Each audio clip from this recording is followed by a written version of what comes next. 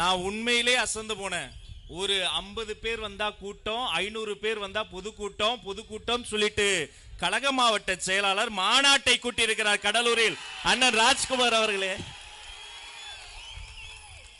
இதயத்திலிருந்து பேசிய எங்களுடைய அன்பிற்கினிய தலைமை நிலைய செயலாளர் ராஜசேகர் அண்ணன் அவர்களே, ஏம்பா இது கடலூரா? மக்கள் கடலாக குடியிருக்கிற ஊராப்பா. அடேங்கப்பா.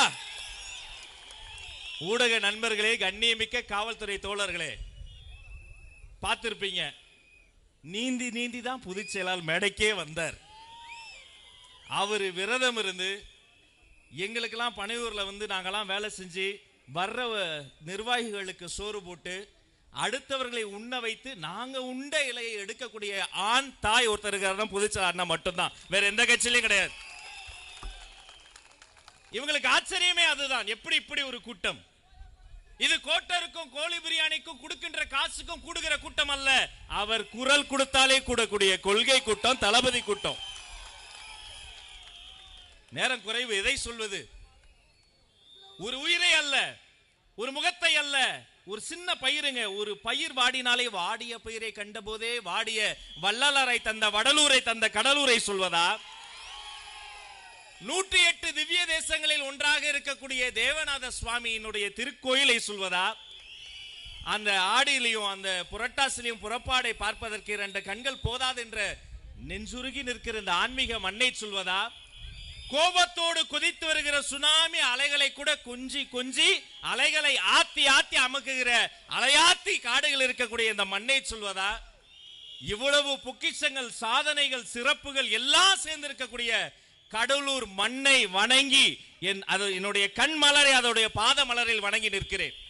இவ்வளவு சிறப்புகள் இருக்கக்கூடிய இந்த கடலூர்ல தான் ஒரு சோதனையும் இருக்கு. அதுதான் இந்த திமுக அரசாங்கம். அண்ணன் பேசும்போது சொன்னாரு, சுனாமி வந்தது, புயல் வந்தது, அந்த துன்பம் வந்தது. வந்த துன்பத்திலேயே பெரிய துன்பம் இந்த திமுக அரசாங்கம் மட்டும்தான். மதிப்பிற்குரிய மாண்புமிகு அமைச்சர் அண்ணன் MRK பன்னீர்செல்வம் ஒருத்தர் இருக்கார்.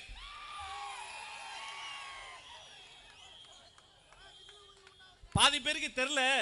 ஏன்னா மதிப்பிற்குரிய அண்ணன் தொகுதிக்குள்ளார் அவ்வளவு பிரச்சனை இருக்கு. சுத்தி வருவாருன்னு பார்த்தா மேடையில துண்டு எடுத்துக்கிட்டு சுத்தி இதுல நம்மள கொள்கை இல்லாத கூட்டமா? தமிழக வெற்றி கழகத்தினுடைய கூட்டம் எப்படி தொடங்கியது பாத்தீங்கல்ல? உண்மையிலே மத்த கட்சியெல்லாம் தலைமை கழக நிர்வாகிகள் வருகிற வரைக்கும் மேடையில குத்துப்பாட்டு போடுவாங்க. குத்துப்பாட்டு போட்டு நிகழ்ச்சி தொடங்கினா திமுக, கொள்கை பாடலோடு நிகழ்ச்சி தொடங்கினா தாவேகா. கடலூர்லயே கட்டினாதான் சார் அதுக்கு பேரு கடலூர் பஸ் ஸ்டாண்டு. குறிஞ்சிப்பாடியில போய் வச்சிட்டீங்களே சார், என்ன ஒரு உலக சோதனை! இதுல அவர்கிட்ட கேட்கிறாங்க, தமிழக வெற்றி கழகத்திற்கு இவ்வளவு கூட்டம் வருது, அது நடிகர்னா வரும், வடிவேலு கூட தான் வந்தது. சரிங்கண்ணா, வடிவேலு சாரு கூட வந்தது, அந்த கூட்டம் கூட உங்களுக்கு வரலையானா? எந்த வடிவேலு உங்களுக்காக பரப்புரை செய்தாரோ அதே தேர்தலில் 28,000 வாக்குகள் வித்தியாசத்தில் தோல்வி அடைந்து மண்ணை கவியது யாருன்னா? விவசாயிகளுக்காக. நான் உண்மையிலே சொல்றேன், இந்த ஆடை அணிகளை நாம கிடையாது, கூட்டம் முடிந்து கலட்டி வைத்து விடுவோம். ஆனா ஒவ்வொரு நாளும் ஒவ்வொரு வேளை உணவும் சாப்பிடுறோம் பாருங்க. பிறக்கும் போது மனிதன் 3 கிலோ எடை இருப்பான். இத்தனை பெரிய உருவமாக மாறுவது யார்? நாம் ஒவ்வொரு நாளும் ஒவ்வொரு வேளை உணவையும் சாப்பிடுறோம் பாருங்க.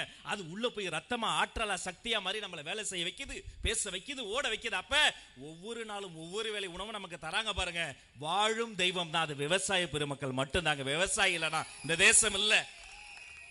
அந்த விவசாயிகளினுடைய கண்ணீரை துடைப்பதற்கு பதிலாக மேடைகள் உரிமையாக பேசுவது, அநாகரிகமாக பேசுவது, எப்படி பேச வேண்டும் என்பதற்கு, இப்படிதான் பேச வேண்டும் என்பதற்கு மேடையில் எனக்கு முன்னால் பேசிய தம்பிகளுக்கு மீண்டும் ஒரு பெரிய கரவொலித்தாக, இதுதான் தமிழக வெற்றி கழகம்.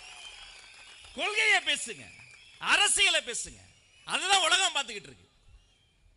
இதுக்கு நடுவில் நேத்து ஒரு தலைப்பு செய்தி, பழம் நழுவி பாலில் விழுந்தது. பழம் நல்ல பழம் தான், ஆனா அது பால்ல இல்ல, பாதாள சாக்கடையில் விழுந்துருச்சு.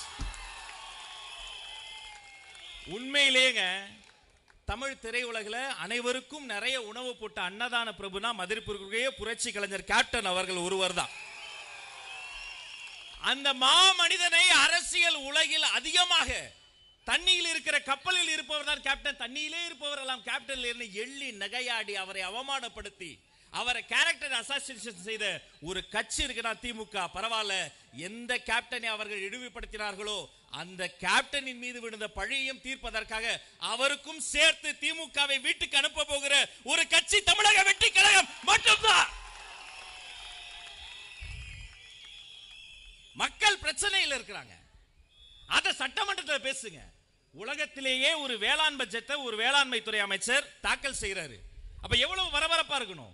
ஒரு வாரம் அதை பத்தி பேசணும், மாணவர்கள் எடுத்து பகுப்பாய்வு செய்யணும், ஆசிரியர் எடுத்து பேசணும், விவசாய சங்கங்கள் பேசணும். நம்ம மினிஸ்டர் விவசாய பட்ஜெட்டை வாசிக்கிறாரு, துணை முதலமைச்சர் பச்சை துண்டை போட்டுக்கிட்டு தூங்கிட்டாரு. தாய் தாலாட்டு பாடி கூட வராத துக்கம். ஒரு பட்ஜெட் வாசித்து துணை முதலமைச்சரே தூங்க வைக்க முடியும்னா தாயுலம் கொண்ட மாண்புமிகு அமைச்சர் அவர்களை நாம உண்மையிலே வாழ்த்தணும்.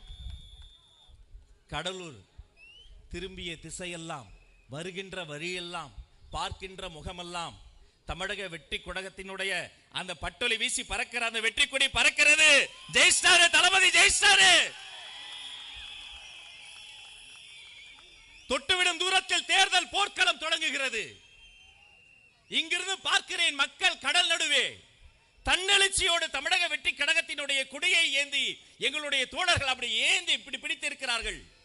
இன்று தமிழக வெற்றி கழகத்தில் மட்டுமல்ல, தமிழ்நாடு முழுக்க ஒரு ஓசை ஒலிக்கிறது என்று சொன்னால் அது வெற்றி சின்னமாம் விசிலோசை மட்டும்தான் ஓங்கி ஒலித்துக் கொண்டிருக்கிறது. இது வெற்றி விசிலோசை மட்டுமல்ல, மக்களை குறித்து சிறிதும் அக்கறைப்படாத, திரும்பிய திசையெல்லாம் ஊழலை முன்னெடுத்திருக்கிற, வாரிசு அரசியலை முன்னெடுத்திருக்கக்கூடிய இந்த திராவிட முன்னேற்ற கழகத்தினுடைய மக்கள் விரோத ஆட்சியை வீட்டுக்கு அனுப்ப போகிற சங்கோசை இந்த விசிலோசை என்பதை இந்த மண்ணில் என்று சொல்லிக் கொள்கிறேன். உங்களுக்கு ஒரு கடமை இருக்கிறது. கழக மாவட்ட செயலாளர் இருக்கிறாரு, பொதுச் செயலாளர் வந்திருக்கிறார் உங்களை பார்க்கறதுக்காக. வெற்றி தலைவர் அவர்கள் அவரினுடைய பொற்கரங்களால் யாரை வேட்பாளர் என்று அடையாளம் காட்டுகிறாரோ, கடலூரில் இருந்து செஞ்சாஜு கோட்டைக்கு அவரை நீங்கள் அத்தனை பேரும் அழைத்து வர வேண்டியது உங்கள் பொறுப்பு. 2 மாதம் முன்பு பத்திரிகை செய்தியில் எல்லாரும் வியந்தாங்க, அடடே செங்கோட்டை அண்ணனே இந்த கட்சிக்கு வந்துட்டாங்களே. இன்று செங்கோட்டை வந்திருக்கிறது, நாளை செஞ்சாஜு கோட்டையே வரும். ஒரு மேடையில் நின்று சொன்னோம், வீட்டுக்கு வீடு விஜய், தமிழ்நாட்டுக்காக விஜய். இப்போ வரைக்கும் மறுப்பு சொல்ல முடியல. ஏன் தெரியுமா? ஒவ்வொரு வீட்டிலும் வாக்காளராக இருப்பது விஜய், ஒவ்வொரு வீட்டிலும் அண்ணன் தங்கச்சியாக இருக்கிறது விஜய். இந்த விஜய் தேர்தல் அன்று வெளியே வருவார். பிளைட் ஏறி வெளிநாடுகளில் இருந்து மொத்தமாக வருவார்கள், கொத்து கொத்தாக வருவார்கள். தமிழ்நாட்டு வரலாற்றில் பார்க்காத ஒரு தேர்தலை பார்க்க போகிறது. இந்த அத்தனை பேரும் நீங்க 1000 ரூபாய் கொடுத்தாலும், 2000 ரூபாய் கொடுத்தாலும், 5000 ரூபாய் கொடுத்தாலும் வாங்கி சந்தோஷமா வாங்கி எங்க பணத்தை நாங்களே வாங்கி வச்சுக்கிட்டு, தலைவர் சொன்ன மாதிரி உங்க செவில்லையே, எப்படி உங்க செவில்லையே விசில் ஊதி அனுப்ப போறாங்க. அதற்கு எடுத்துக்காட்டு இந்த கடலூர் நெஞ்சம் நிறைந்திருக்கிறது.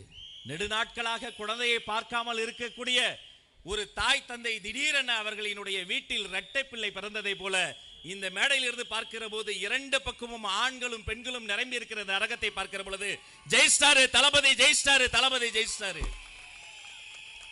இன்னும் பல கருத்துக்கள் என் மனதிற்குள் சுழக்கம், ஆனால் கொடுத்திருக்கும் நேரம் மிகவும் சுருக்கம். இதற்கு மேல பேசினா அண்ணனுக்கு எனக்கும் வரும் பிணக்கம். அதனால் வாழ்த்த வயதில்லை, வணங்கி விடைபெறுகிறேன். நன்றி, நன்றி, வெற்றி, வணக்கம்.